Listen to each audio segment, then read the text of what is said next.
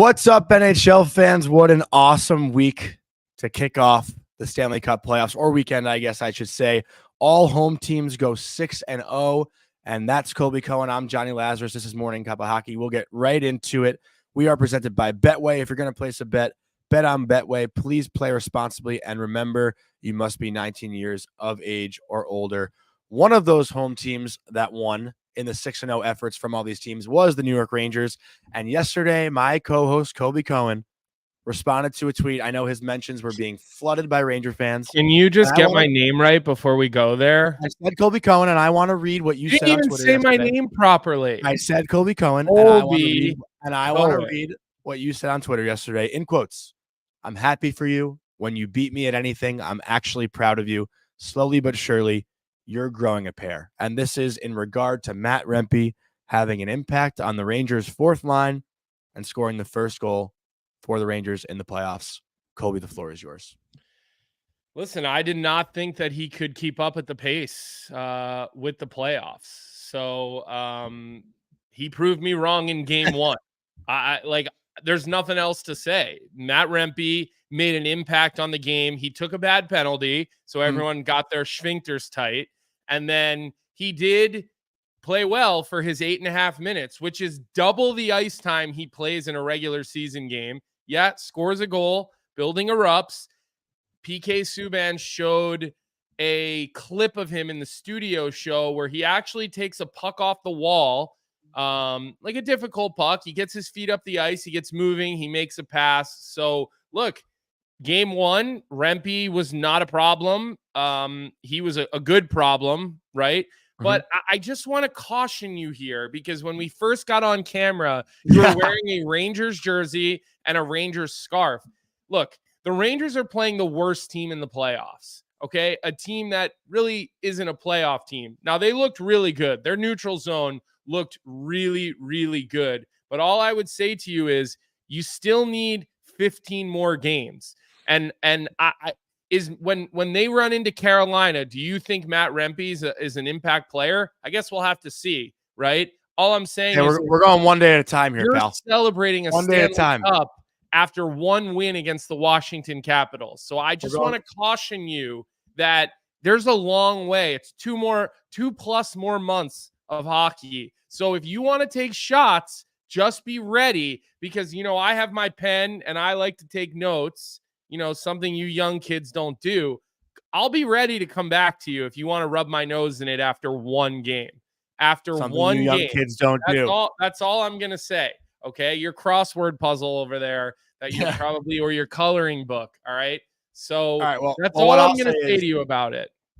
What I'll say is, I know both sides of this argument were at some point laughing in yesterday's game, because Rempe's first shift takes a penalty. Everyone who's like, oh, this idiot's going to come out and do something stupid, they probably had a good laugh right away when on the first shift he takes a charging penalty, which was not a charge. It should have been a boarding penalty, whatever. It was a penalty.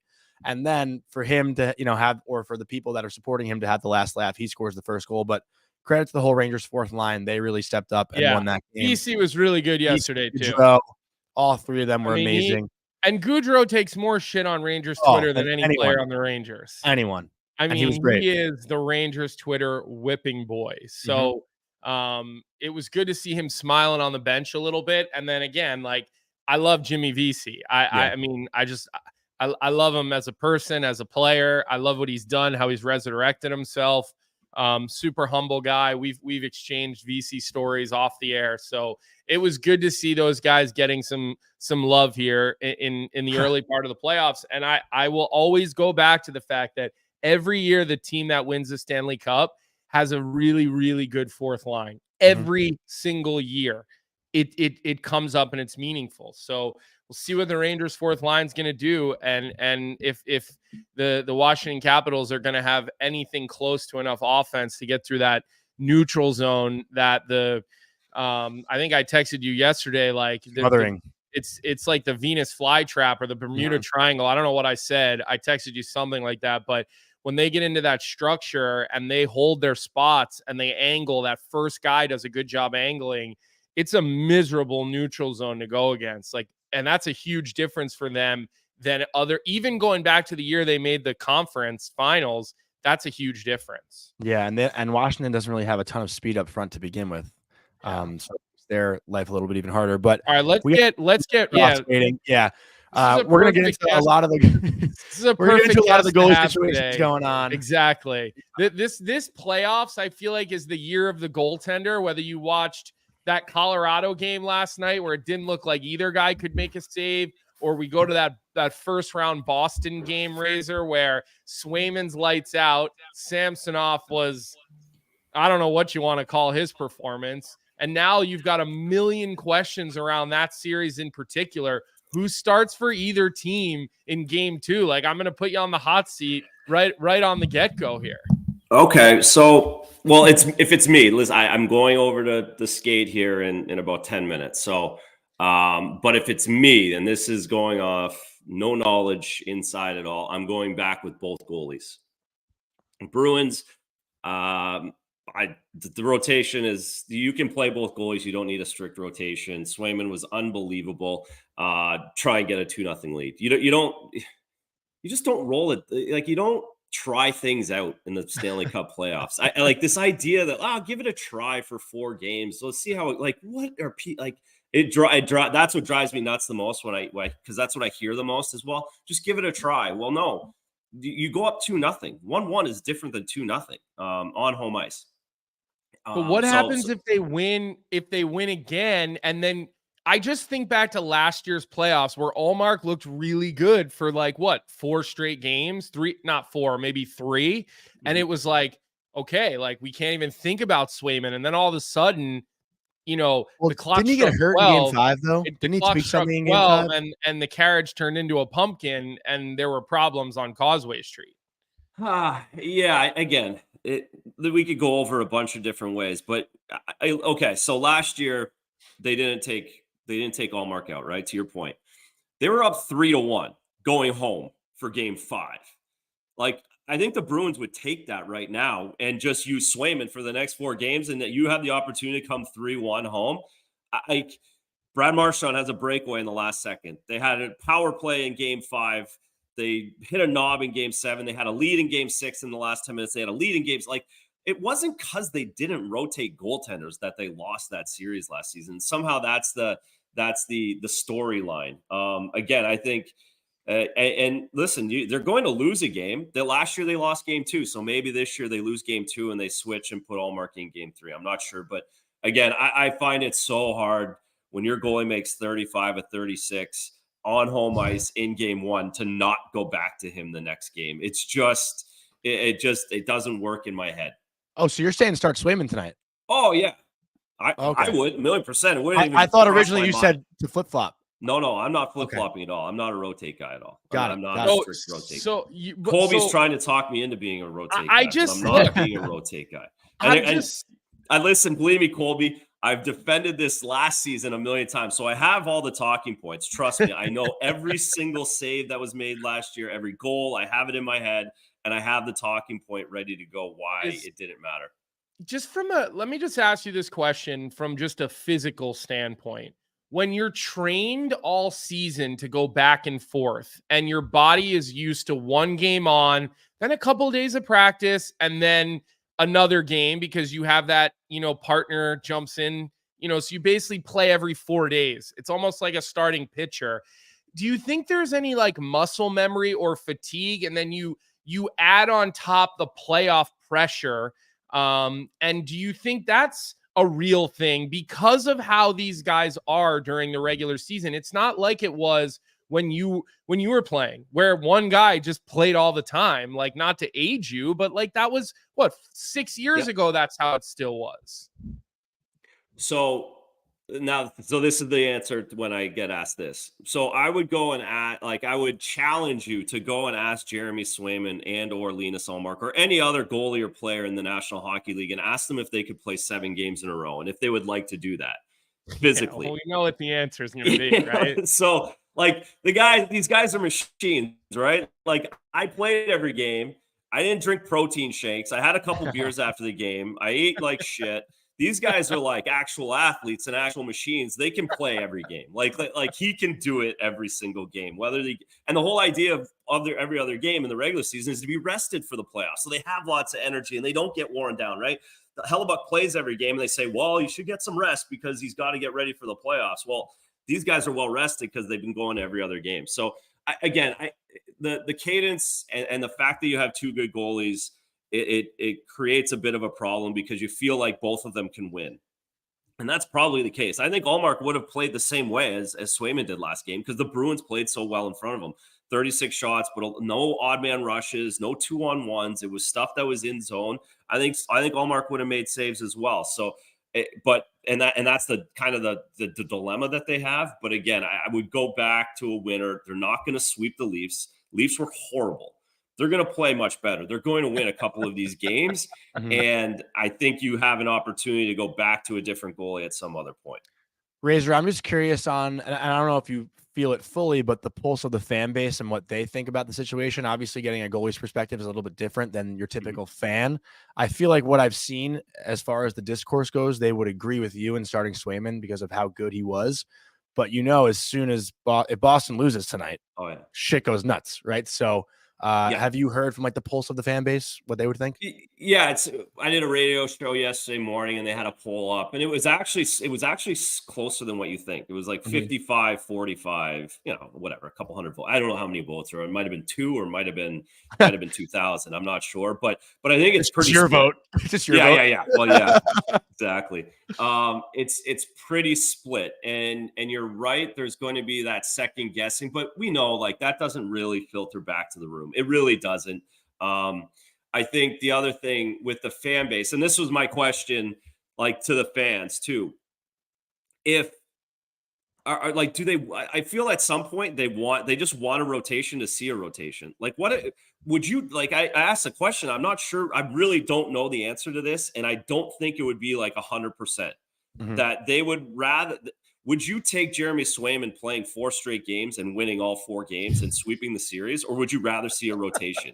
And I think some people want to see a rotation just to see the rotation and would rather the series. Like that's where I kind of think we're at with this, like the talk and the like everybody's kind of said they want a rotation. They're going to lean into that rotation all the way. Or people like me who say don't do it, they're not moving off of it either.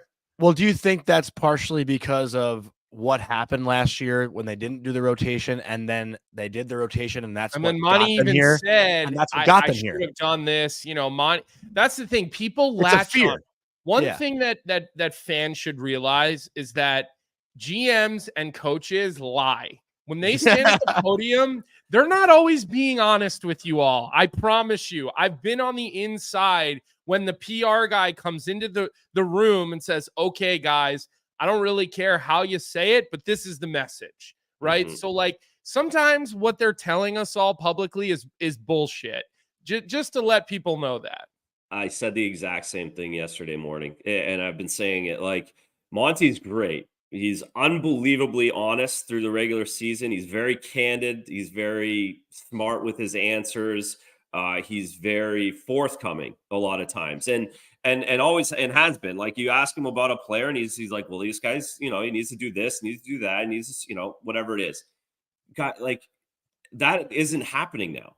As of Tuesday night, when that season ended against the Ottawa Senators, that goes out the window, especially when you're playing Toronto, guys. Like if it was Tampa, maybe you get him catch him a little off guard just because he's not really thinking about the media. It's not a focus because it's Tampa and whatever. This is the playing the Maple Leafs is the biggest focus is the media, and that's the distractions that it causes and that the complications that are there. So you're saying even if at some, a different team, Florida, Tampa, you would say a little bit more, you're so much more guarded because it's Tampa or Toronto and it's going to go everywhere. So absolutely. I'm contemplating Swayman, which when he said that yesterday, he said contemplating Swayman. I'm like, oh, he's going to Ullmark. He's definitely going to Ullmark. But then he continued the answer and said, but we'd love this. If Ullmark gets in there, it's okay. Oh, he's going to Swayman. Like whatever he says, it's probably the exact opposite and certainly far from the truth. Yeah. All right. Well, look. So Swayman, hold on. He doesn't have a lot of time here, and I want to buzz him about a couple of these other goaltending series, Johnny. So the word from Andrew Raycroft, who watches the Bruins year in and year out, played, for both of these teams. You're going Swayman and you're going Samsonov again for this series. What about a couple other series that I want to ask you about? Like, I want to know about the Carolina Islanders series. I don't think Varlamov played poorly. I thought he played pretty well in game 1, but you've got Ilya Sorokin sitting on the bench. What does Patrick Waugh, of all people, go and do here, you think, in game 2? Or what would you do if you were Patrick Waugh? So this is exactly the same scenario as the Toronto Maple Leafs. I would go back with Varlamov. And the reason for that is you're on the road. The series isn't over if you lose both games on the road. You're not done in any way whatsoever. It's a difficult start. The guy's already played there. And if he goes out and wins, unbelievable. Now you're set up perfectly. You got a split. And you still have the Vezina guy. You still have a guy you really believe in on the bench. If he loses, Sorokin, Joe Woll get to come in and be the hero in game 3. And it's nothing but positive. Now, conversely, if you make the switch, and I think you make a switch too early in these series, coaches can do that. I think it's too early because if you put Sorokin in, you put Joe Woll in, and you lose again, who do you go to game 3? Mm-hmm. Now you don't have any goalies. And I think there's just not enough pressure on winning one of these games at home or on the road. You can afford to lose 2 on the road and feel like you're still in the series. So I go back to Varlamov. I go back to Samsonov for those reasons. You can have the hero come in at home in game 3. Typically, those teams win that game back home, and then you get on a roll. The Islanders are different too, I feel like, because they had a chance to win that game in the third period. Like, they get a really good scoring chance from Noah Dobson. Freddie Anderson makes a crazy save, and credit to Anderson, but Dobson's got to elevate that puck a little bit more, right? He had Anderson on his back. I mean, we're giving Anderson a lot of credit for that one. Noah Dobson's a pretty elite player. He's got to go under the bar with that one. Couldn't he have moved it over too? Was it Nelson that was that the same play where Nelson's just off to the side of the net? If he kind of slides it to him, he's wide open too, or was that later in the period? There's one play where that was later. The wraparound one?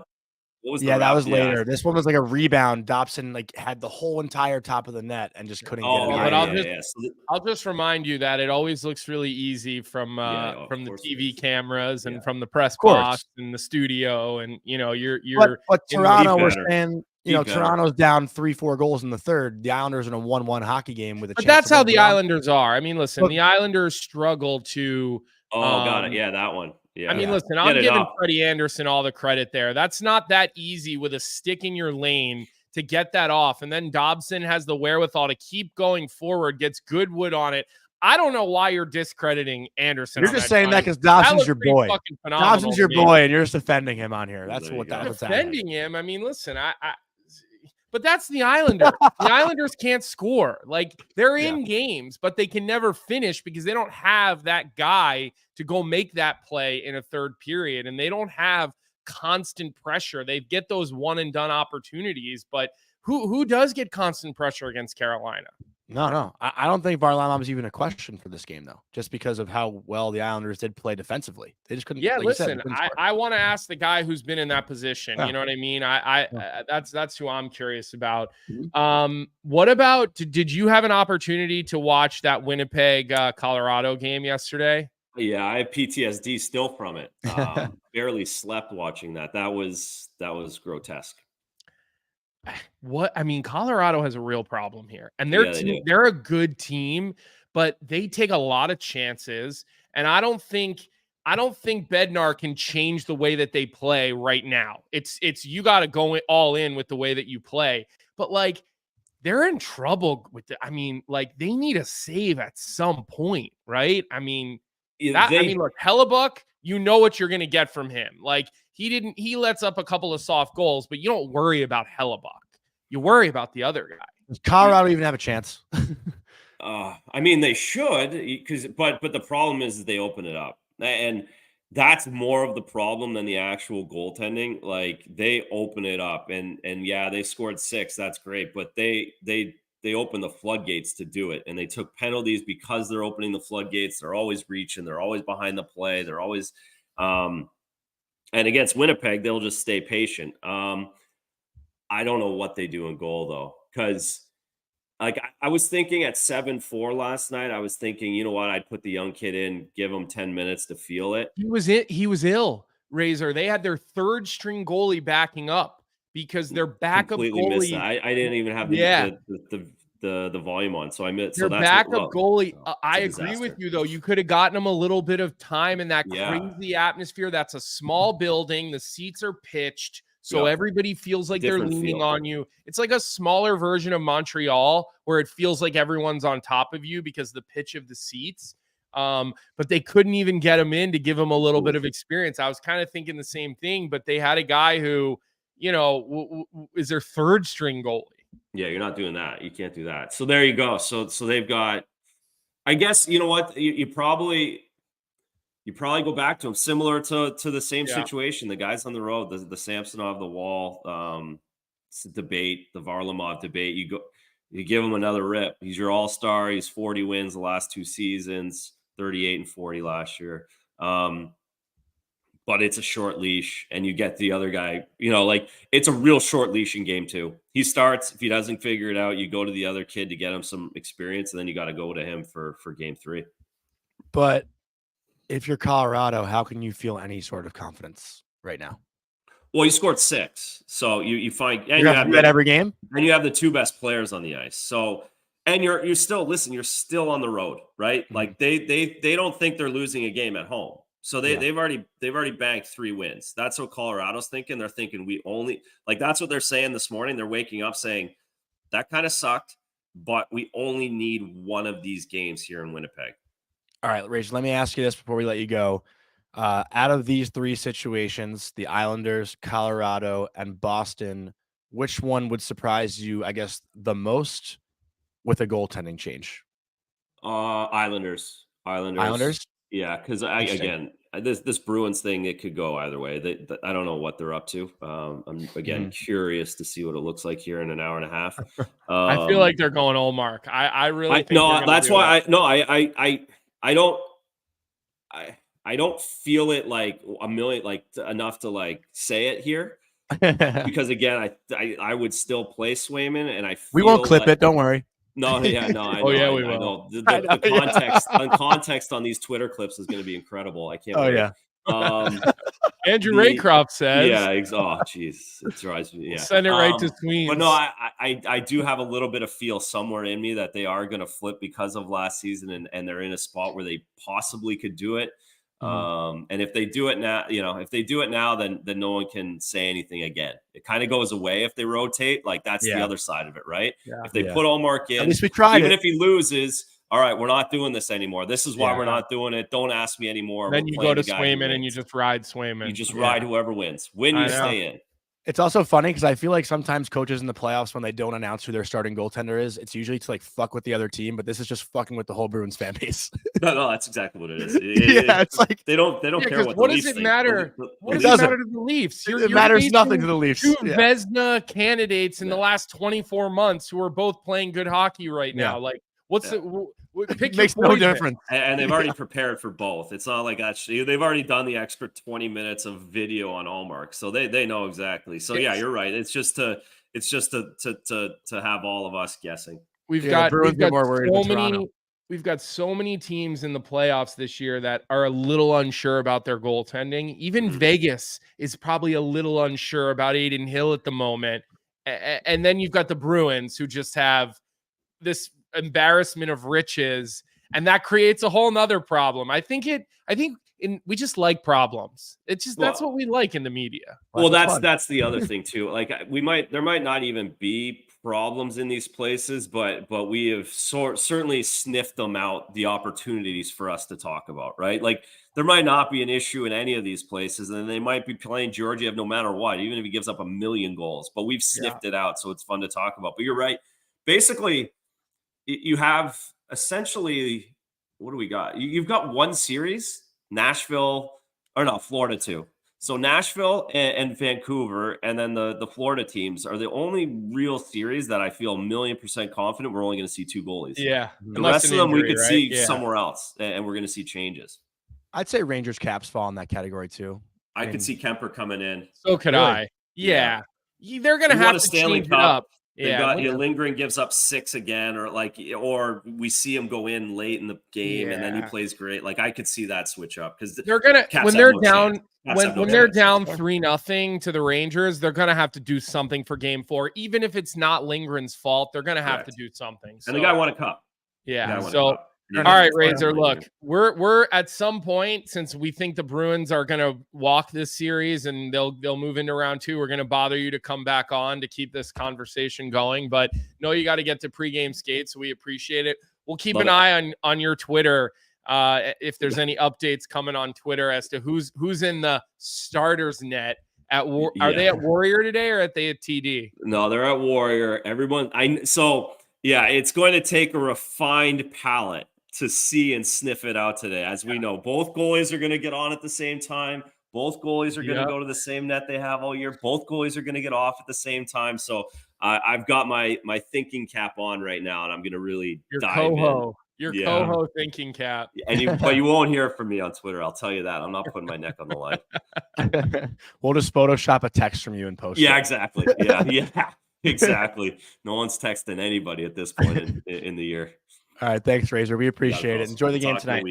Bye. You can catch Andrew Raycroft. He's part of the Bruins coverage on NESN. Obviously, the local teams still carry their local feeds through the first round. So Razor does studio with Billy Jaffe. He does most of the games. Again, it's always good to get a goalie's perspective because it's such a different position. Like if you're a defenseman, you feel comfortable talking about forwards and vice versa. But for a goalie, I mean, it's basically hieroglyphics. I mean, who the hell knows with those guys? And Colby, speaking of Razor, why don't we get into our Parasso playoff preview? There you go. Look at you. You look freshly shaved over there. I'm growing out my playoff beard, but you got the peach fuzz going on above your lip. But let's get into our Parasso playoff preview, presented by Parasso, the most complete choice for shaving and beard care, made in Italy since 1948. Parasso has been a staple of Italian culture and barbershops globally for 4 generations. So get 15% off at Parasso-USA.com with our promo code Hockey15 in all caps, Hockey15. I actually did see a really funny tweet yesterday about the Jets and Avalanche game. I don't know if you caught it for any football fans out there, any New York Jets fans watching. Someone tweeted, I forgot who it was. I always do this, but a 7-6 Jets win that didn't even involve Zach Wilson. I thought that was so fucking funny. I was cracking up at that. But so many incredible games throughout the weekend. Is there one? And I feel like last night's game between the Vancouver Canucks and Nashville Predators is a little slept on just because it was so late on a Sunday night. But the Canucks scored 2 goals in 12 seconds to tie the game and then take the lead. That game was electric. I watched the first, 2.5 periods. I fell asleep late in the third, but seeing playoff hockey back in Vancouver, I know Frank Saravalli was in attendance at the game, first time in 9 years. And, that was a fun one too. But Colby, I wanted to ask you just, which matchup after now watching one game, still Dallas and Vegas and Edmonton and LA have to play their first game, but which matchup do you think is the most interesting now that we've seen some action? Well, I mean, look, I'm not really. Obviously, the Winnipeg Colorado game is the most exciting game, but here's the thing: I'm not gonna overreact to one game of the playoffs, because look, the Bruins Leafs game, it was shit. Like the Bruins played well, the Leafs to me didn't even show up. You didn't even know if Austin Matthews was there. You're like, wait, I thought Nylander wasn't playing. I mean, but I got to think the Leafs will have a little bit more pushback than that, right? And so I want to let these series start to develop a little bit before I weigh in on that. Because look, you heard what Razor said. Going down 1-0 in the playoffs, you don't feel like, oh shit. Even 2-0 on the road, you really don't feel that. Look, being on the 11 Bruins team, we were down 0-2 in 2 different rounds of the 4. And we came back and won both those series in 7 games. So it's not like you feel like you can't get back into a series when you still get to go home and play games. So I'm not going to overreact to anything that I saw. I'm not going to overreact to how good Rempe was. I'm not going to overreact to how bad and how much of a no-show Matthews was.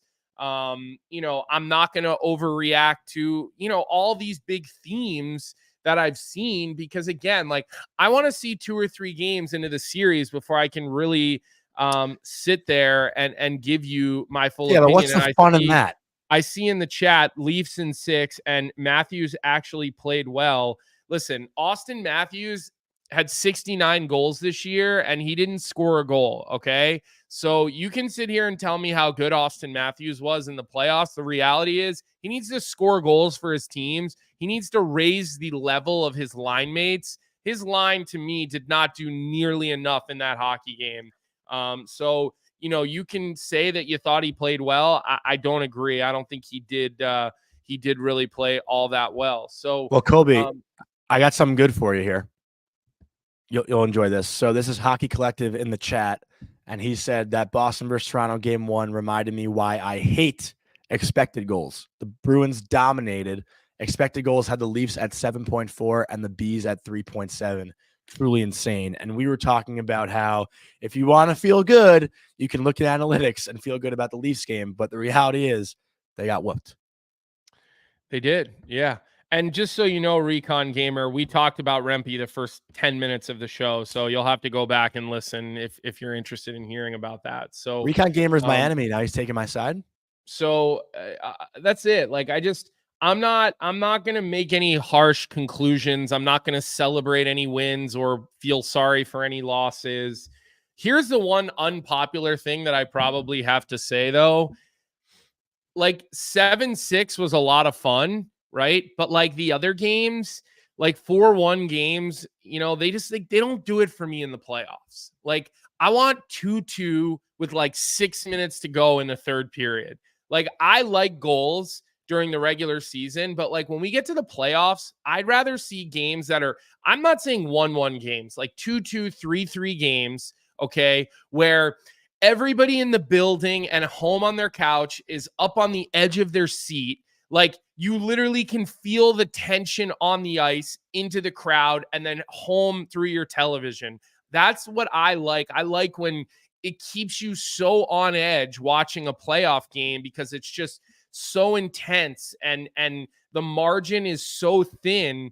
And the power plays there's not a shitload of power plays happening back and forth. And that's kind of like, I feel like the Florida Tampa game was the perfect example yesterday. That was a great game. Exactly. Low scoring, but there were a ton of chances. Like, I want chances, but like, I want big saves. Like, Bobrovsky robs, makes those ridiculous saves at the end of the game on Stamkos. Yeah, that was a great Hagel save. had some good shit. Like, that's kind of more what I'm interested in seeing in the playoffs, rather than these big high scoring games. And again, I might be in the unpopular vote on that.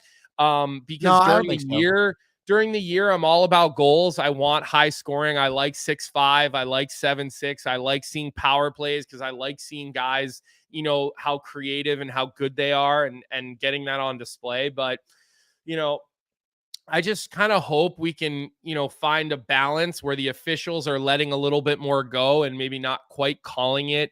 Like, Sutherland was like, no, I'm calling this game like it's a regular season game. And you can't blame him for that. The rules are the rules, right? Yeah. And that's what I think the league wants. But maybe I'm being a little bit maybe I'm being a little too grumpy or a little in the clouds. Cool. But yeah. I kind of do miss the days of like 2-2 with 8 minutes left. Like, to me, I think that's the dream in playoffs, right? 2-2, 3-3. You got to see some goals, and you're forced to be like, you can't look down at your phone. You can't look at Twitter. You can't look away because it's so intense and in your face. I think it's wild that we didn't have one overtime game yet. Yeah. And everybody at home won. Like you said that, I think, off the top. Not one road team won a game 1. Mm-hmm. NBA too, 8-0. Not that anyone cares, but the home teams have won, all 14 games between the two leagues, which is pretty wild. But New York Marine said, when it's my team, I like the Rangers winning 4-1, and it's never in doubt. If it's not, I want a nail biter 2-2-5 to go on the third. So that's exactly what I'm saying here. Like, I don't have a horse in this race, right? For me, it's more about, I root for people and good games, right? And Vic is in the chat saying that I'm a I'm a Leafs fan. Listen, the Leafs are entertaining during the regular season, so I watch them, right? I want to be entertained, but that's how I am. I want those nail biters with a couple minutes to go.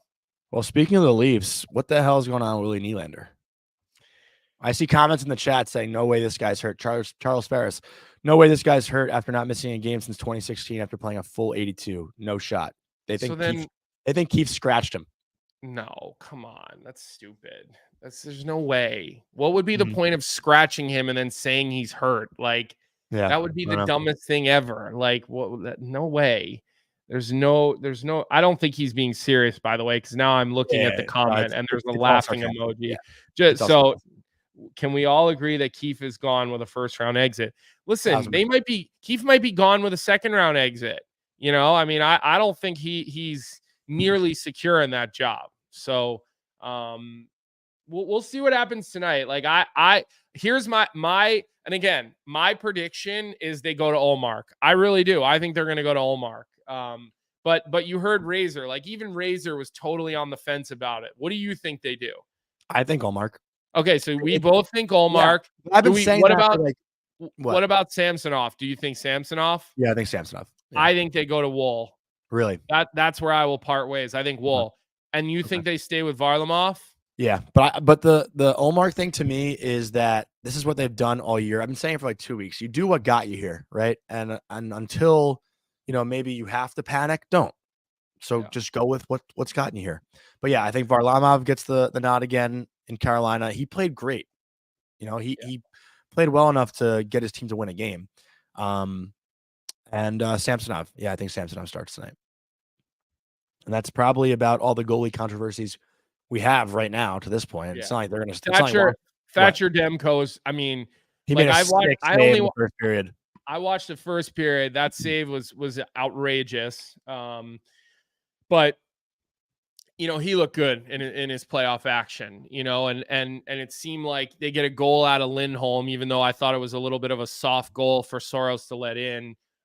It's good to see Lindholm get on the board. That has obviously not been the smoothest of transitions of trades. But again, that's a situation with Lindholm where you just think like he's going to get more and more comfortable. So he, in theory, could get better as playoffs go along. But we'll see what happens.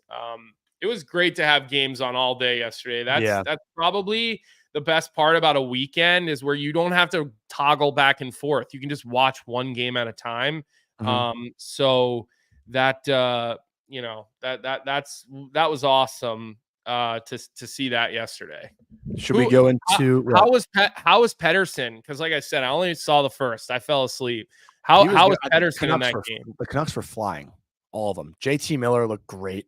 Quinn Hughes. But like, did they actually, or is it like a Johnny great, or like they actually look great? Well, it's always a Johnny great, but I thought Vancouver was the more dominant team for at least the majority of the game that I watched. And I was really impressed actually with Vancouver's third line, which I believe is Dakota Joshua, Teddy Bluger. I'll have to double check. I think that's who it is. Yeah, Dakota Joshua, Elias Lindholm, and Connor Garland. Joshua has a 3-point night, goal and 2 assists. That third line comes up big, and that's what everyone talks about in the playoffs, right? Like it's a secondary scoring, depth scoring. Yeah. So, Vancouver is one of those teams that have had it for the majority of the year. And, I think that series, we didn't really get into the Western Conference on Thursday in our previews. If there was one 50-50 toss-up, which outside of Tampa, Florida, to me is a 50-50 toss-up, I would say either team that comes out of this Vancouver-Nashville series, I'm fine with. Both teams fun to watch. Both teams good. Great fan bases. I have no rooting interest in this series between those two teams. Like, why are so many people thinking that the Vancouver Canucks can't get through a round of the playoffs with the regular season that they had, with the goalie that they had? They're stacked up front. Their decor is good. Okay. I don't think it's I think it's just the experience thing that people hold on to. But like Thatcher Demko is a difference maker. Like he's in that rare, top 6 or 7 goalies in the NHL. Like he's one of those like high-end difference making goaltenders. And like I know Saros is too, but you got to think Saros is going to have a lot more pressure on him all series than Demko is. Also, Joshua 2 goals, 1 assist. Thanks for correcting me, Jeremiah. Mix that up.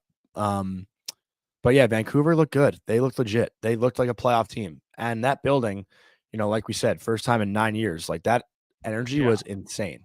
They do a good job in Vancouver. Like I've been a healthy scratch for a series in Vancouver before, and it's loud in that building. They get fired up. It's loud. It's rowdy. They all drink their faces off before the game. It's like a national holiday when there's a playoff game in Canada, to be honest. And I think that that's really cool. You get the same level of tailgate and fanfare as like an NFL game gets in America on a Sunday in Canada. So I think playoffs are better having a bunch of Canadian teams in it. I really do. I think there's just more juice behind it all when you get Toronto and Vancouver, and now you have Winnipeg, and Winnipeg's got one of the most lethal atmospheres, especially in that building there is, period. So any surprises for you through this first game ones that we've seen? Any big surprises for you? I actually think the biggest surprise, and I know they lost, but to me, it was how well the Islanders played Carolina. I really thought the Hurricanes would steamroll them. The Islanders probably deserved a better result.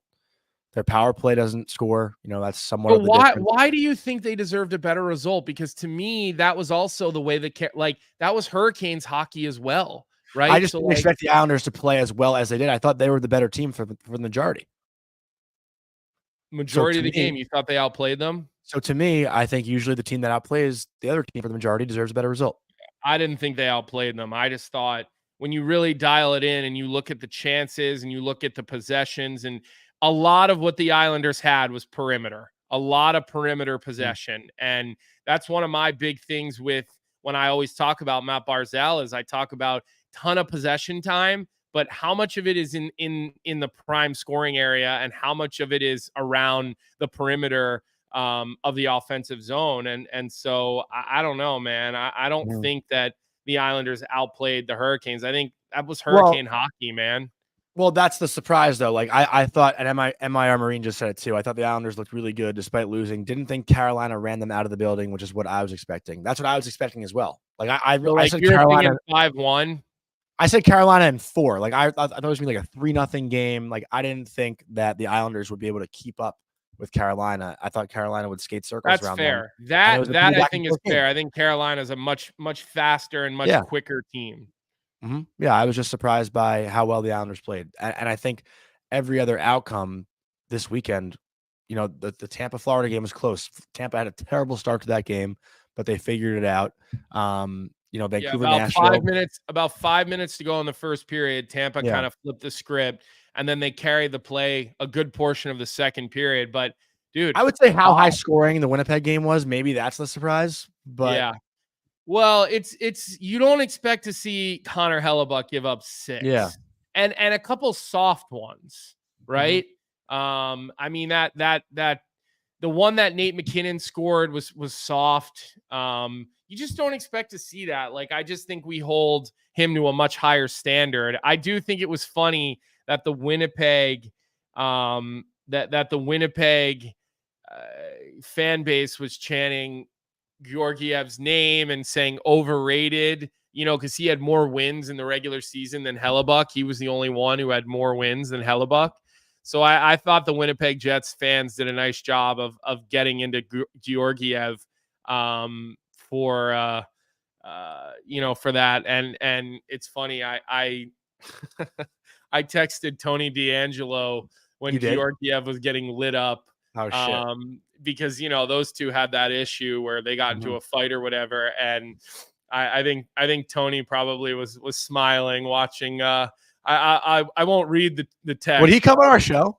Who, Tony? Yeah. I think he would come on the show. I mean,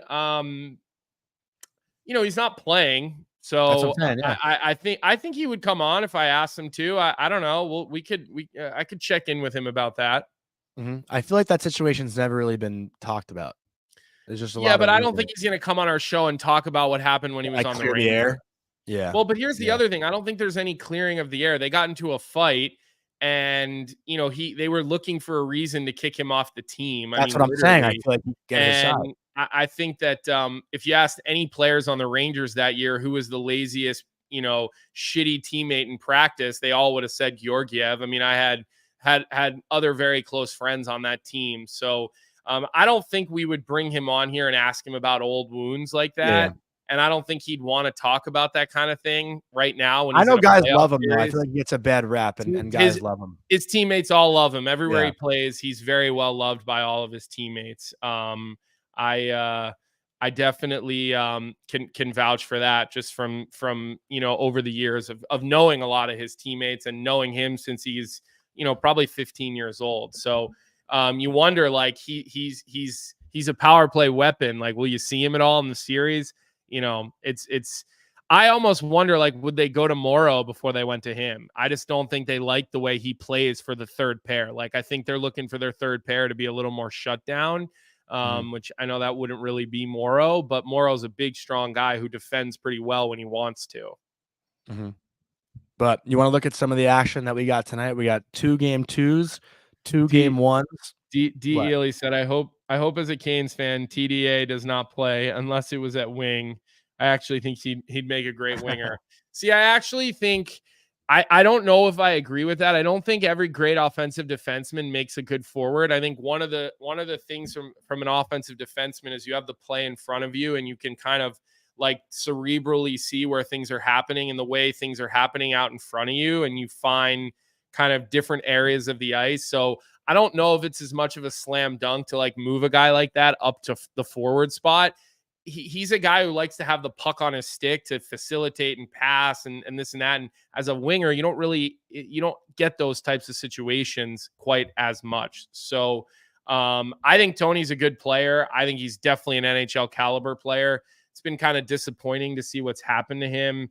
And the way that, all because his political beliefs, the whole hockey world turned against him. Personally, I don't really care what your political beliefs are. I don't have to agree or disagree with your political beliefs. If you're a good player, like it doesn't really matter to me. So anyways, let's move on, talk about some game 2s, and then we'll get to our bet.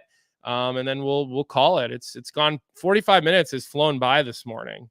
Yeah, I mean, it's always fun talking about playoff hockey, but the games tonight, Boston and Toronto game 2, Islanders and Hurricanes game 2, and then we'll see the Golden Knights and Stars in action, which I'm really excited to watch that series. Those 2 teams are going to go at it for, I think, will be 7 games, and then the Kings and the Oilers for the 3rd year in a row. But Colby, you want to get into Betway? Because I know that Kings and Oilers game is going to be of interest. Yeah, we can get into our Betway bet of the day, because we can start there when kind of looking ahead. And as you all know, the to you that watch and follow along our show, you can get this great opportunity to get a free $200 bet reimbursement if your first bet up to $200 is to miss. The way you go about that is you use the QR code that is on our screen right now. Once you scan it, you download the app, you create an account. It will automatically load into the back end of your account. So then you make your first 200 bet.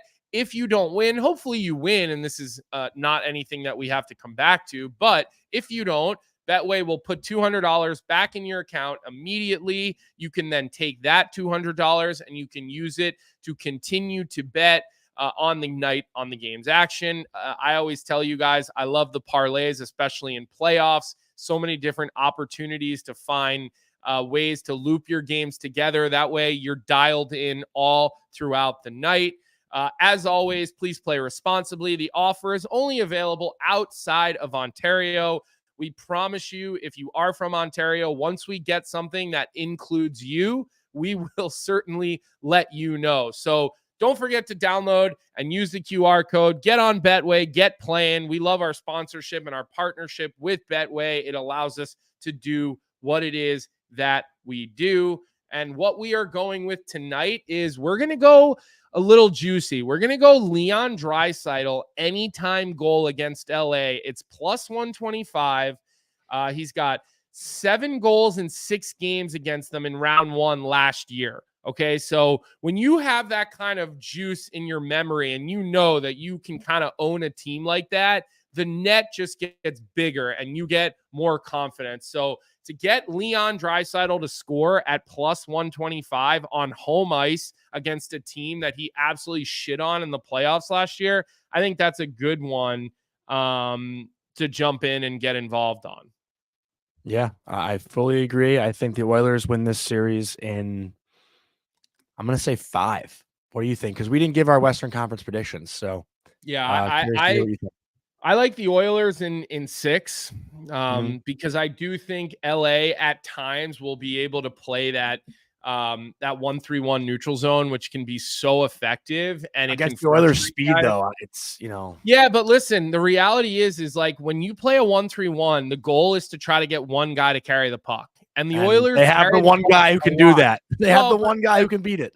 But yes, you can't ever include McDavid in anything. McDavid is the exception to everything. But everybody else, you watch the Oilers play, and at times they have guys that like to carry the puck from the top of the circle to the top of the circle. And that plays in to a 1-3-1 very well, because in a 1-3-1, you're trying to cut the ice in half, and then you're trying to isolate the puck carrier, right? Isolate, outnumber, create a turnover. And then you got to remember the fact that they've got Deneau, they've got Kopitar, they've got Arvidsson. Like they have good forwards in LA.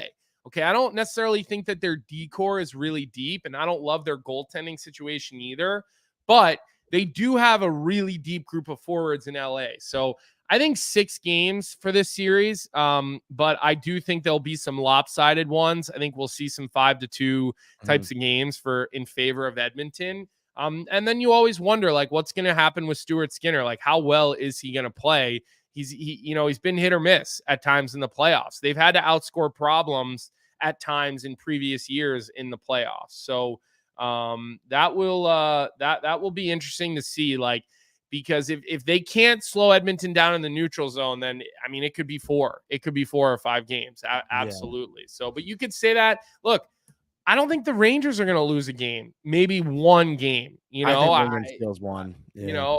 Maybe, I mean, again, you were ready to give Lindgren the Vezina in the first period, and then I had to resend you your overreaction from period 1 45 minutes later to remind you this is why you don't overreact to 20 minutes of hockey when you got 16 wins. That's what you need. 16 Yeah, but you can't just think of everything in the long term. That's the whole point of playing the regular season. That's the whole point of playing a 7-game series. It's to react and to have fun and to enjoy every single little fucking detail. Yeah, but if your head is buried in your phone tweeting, how are you actually watching the game? What does that have to do with anything I just said? Well, you're saying you want to watch the games and react and have fun, but you can't watch the game if your head's buried in your phone. I'm just talking about Lindgren playing well and me tweeting about it. And you're saying you can't just act like he's going to win the Vezina after 20 minutes of the playoffs. I want you to watch a period of hockey with your phone face down and your computer. My job is also I have to react. That's how I have to create stuff and write about stories. Like, what are you talking about here? 1 period. That's all I'm saying. You might actually learn something about the game of hockey. Shut the screen of your computer. I know more about you, mister. I don't think Rempe will play game 1 of the playoffs. Okay. You fucking idiot. Oh, why? Because I'm not afraid to have an opinion? You're afraid to have an opinion about everything. Yeah, I don't have an opinion. I said Alexi Lafreniere will have 100 points. I don't have an opinion. I mean, I didn't say dumb opinions, okay? Wait, how about, meanwhile, we bet on the last show that Lafreniere scores more goals than Ovechkin in this series. Alexander Ovechkin doesn't even get a shot on goal. I mean, he needs to shoot the puck.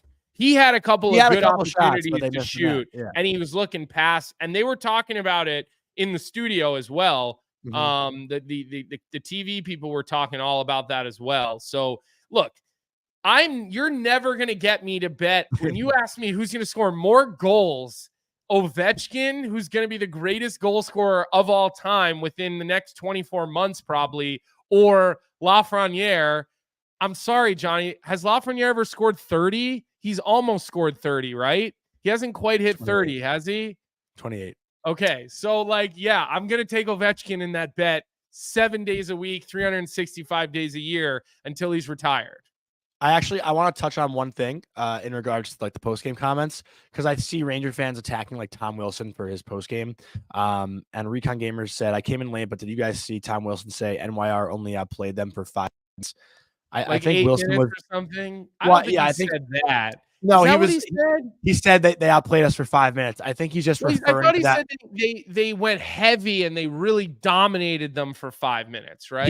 He's referring to that little window where the Rangers scored 3 goals and how that changed the entire Right. course of the game. Like, he's not saying that the Rangers didn't play well besides 5 minutes. I think that's getting misconstrued. Not that I'm trying to give Rangers fans a reason to give Tom Wilson a break, but let's not like act like this guy is a moron. Vic, You know? Hey Vic, is your alter ego Sharp like Attack?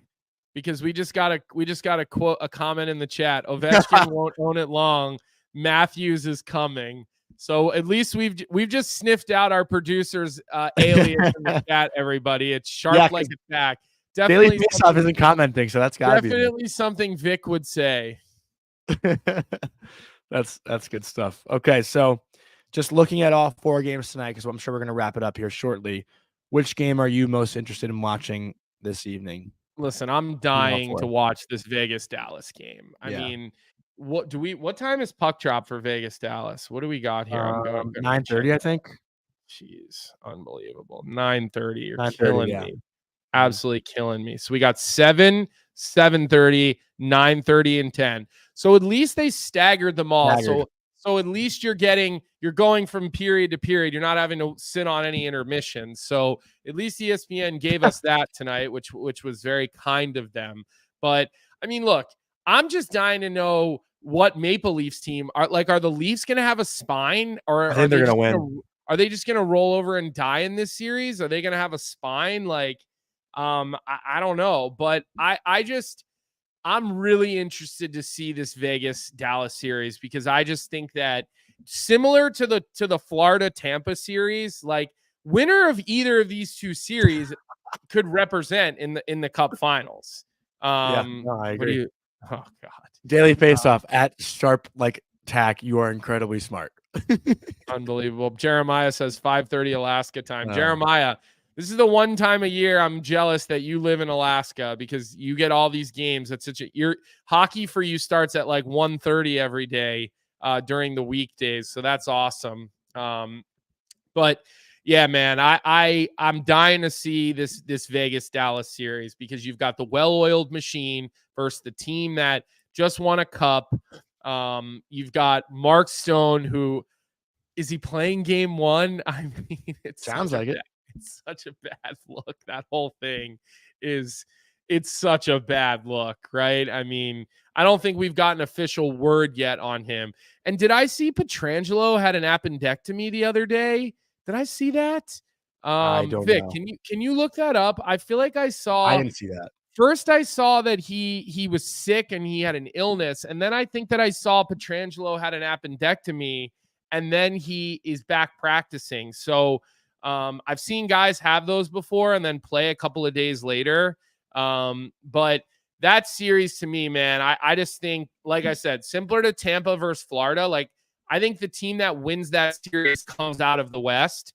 And I think the team that wins, and I'm sorry to say this because I like the Rangers and I think they get to the conference finals this year. I have them beating the Carolina Hurricanes to get there.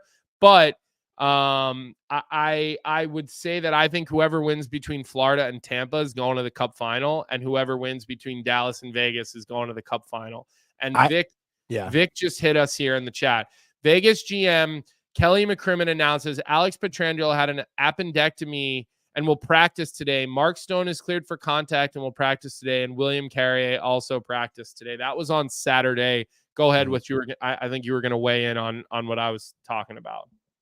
Well, it looks like my camera just dropped out for a second. But yeah, I was going to say, I thought Tampa, Florida, winner of that series, is going to play the Rangers in the conference final. But after watching that game yesterday, those two teams were beating the living shit out of each other. I don't know if I really think they'll win a second round matchup, depending on how long that series goes. If that goes 7 and they play the way they played yesterday, dude, they're going to have a hard time in the second round. And I know playoff hockey's hard in every single series, but they were literally, But look, while I agree with you, I also try to draw from my own experiences here. And I go back to, look, Boston, Montreal, first round, 2011. Like, that was a war. Our Bruin team lost. Who'd you play in the second round? Our Bruin team lost. The the first Philly? 2 games on home ice in that series, right? Yeah. And then we go to Montreal, yes, Philly, and we win the swept next Philly, right? 2. Right, Yeah. we swept Philly, and then we almost lost in like game. I want to say we almost lost the series, I believe, on home ice in game 6, maybe. Tim Thomas makes a save in overtime on Camilleri on a 2-on-1 that he had no business making. Then I think Horton scores. That was game 7. Game 7. No. Oh, so that was game 7. So I'm talking Yeah. earlier in the series when we were down, I think 3-2, and we won an overtime game to 4-7. Tim Thomas made it just the most insane save. But so like that was a war. And then, the Philly series, the team walked right through it, swept the Flyers, but then they have to go play, 7 games against Tampa. Okay. Which was an absolute war. And then 7 games against Vancouver down 0-2 and winning game 7 on the road. So I hear what you're saying, but I also think we put a little too much on that. Okay. Like I think we put too much on that. All right, but let me just give you a hypothetical. I know you probably hate hypotheticals and whatever, but if Boston wins this series in 5 games and Tampa and Florida go 7, you're not going to give Boston a little bit more of an edge there? Well, here's what I'll point out to you. When has it worked out for a team in the playoffs when they had to wait 10 days? Or whatever? Yeah. Like, when has it worked out for any team in the playoffs in recent history where they were sitting there with 7 or 8 days between games? Okay. Like that has yet to work out for anybody. Right. So, and that's a very real possibility because again, like who knows what the Bruins are going to do. And if the Leafs are going to roll over or not, like we're about to find out tonight. Are these Leafs frauds or do they actually have pushback that we saw after the Morgan Riley incident? Like that's what we're going to find out tonight. Right. Is Jay Miller one of your boys? I mean, Jay Miller and I generally agree in the chat. Why? What did Jay Miller say? He said, man, Colby's crushing Jonny today, which I disagree with. I'm doing well today. Every day. I'm doing well today. The only place you ever get me is on Twitter. Okay? I'm doing really well today. Your thumbs are better. You have better thumbs. Okay. Congratulations. Well, because you don't shut the fuck up so I can never talk on you. Well, interrupt me. You don't have to raise your hand. We're not in school. Just interrupt me. Okay, Max? I'm going to start calling you Max Kellerman. Okay. Okay. All right. Let's wrap up today's show. A lot of hockey to watch tonight. And Colby, also, I want to wish you a happy Passover. Anyone in the chat. Thank you. And a happy Passover to you. Yeah. And we also have like Chef Richard in the chat. We got to give him a happy Passover. We don't know who else we have in our chat that is practicing. So to anybody in the chat, I maybe Weinberg 85. I don't know if I'm being presumptuous there, but listen, happy Passover to everybody. I know Steve Levy's taking the next day off, so Butchie has to fly back and do studio before he goes to his next game. Hey, listen, get your matzo ball soup, have a nice family Seder. Jonny, maybe you go to synagogue and see if they'll take you, and if they'll accept you, you can wear your Rangers jersey. That'll fly, I bet. I'm heading to my aunt's today. My dad's making some lamb chops. Nothing better than Maddie. Definitely not pork chops on Passover. Not pork chops. Not gonna have pork chops for Passover. No. But great show today. Great stuff. Good stuff in the chat.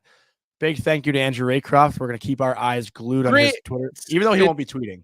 It's great to get his perspective. It really is. Like when I texted him last night and he said he would come on, like I was pumped about that because goaltending in that series and a lot of series is on the forefront right now. Mm-hmm. Weinberg 85. You were right to enslave you. I was laughing at Weinberg 85. But yes, great show. Story of Passover. We'll talk to you all tomorrow. Big thank you to Vic. We found Vic's burner today, so that's a successful day for the show. But enjoy the hockey tonight. We'll talk to you tomorrow at 9 a.m. What's up, hockey fans? If you enjoyed that video, then you need to be hitting the subscribe button right here at Daily Faceoff. Exclusive interviews and analysis from our hockey insider Frank Saravalli, fantasy updates from Brock Sagan, and a daily live show at noon Eastern Monday through Friday. You don't want to miss any